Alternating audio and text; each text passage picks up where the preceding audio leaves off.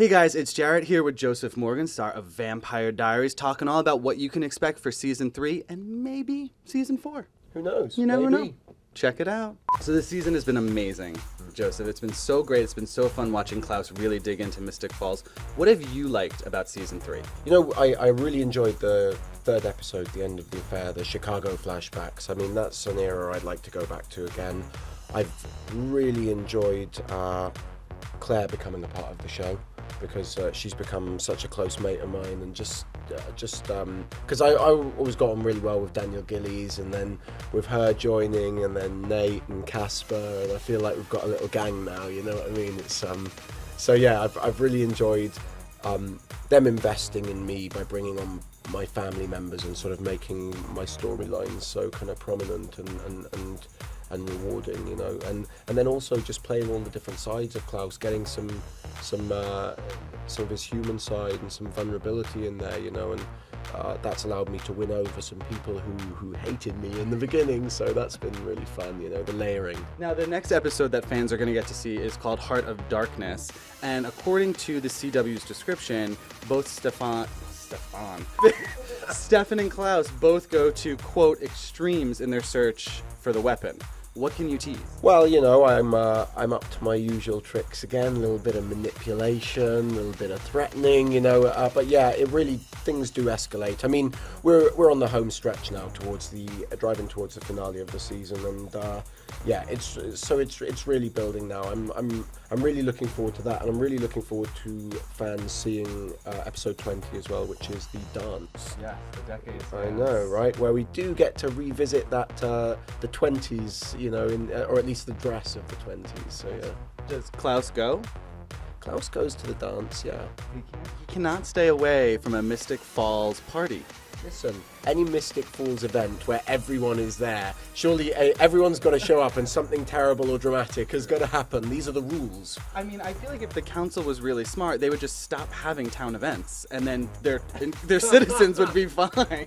Something that Julie's talked about a lot is that a villain can only be a villain for so long in a world. At a certain point, you either have to make him good, or kill him, or have him go away. I mean, where do you stand on sort of Klaus's longevity in Mystic Falls? Because he has sort of grown and evolved, but he's still an evil guy. I mean, you don't want to turn him good so he can be on the show forever, would you?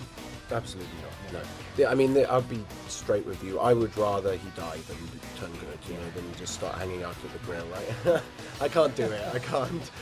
You know, I think what's brilliant about what the writers have done through season 3 is they've kept the guy the same. They've kept Klaus the same character, but they've layered him. So now you're starting to see vulnerability and humanity and all of these things which make him more relatable, make you like him a little better. As long as they keep layering on top of what they've got, we'll all be fine. Right. It's when they start, suddenly he's a nice guy, then it's like, really, you forgive him for everything, and you know, that's what I wouldn't buy into, but they're very smart, and I think they know what they're doing. I have heard tale of the biggest season finale to date, the most twists, the most cliffhangers, the most blood.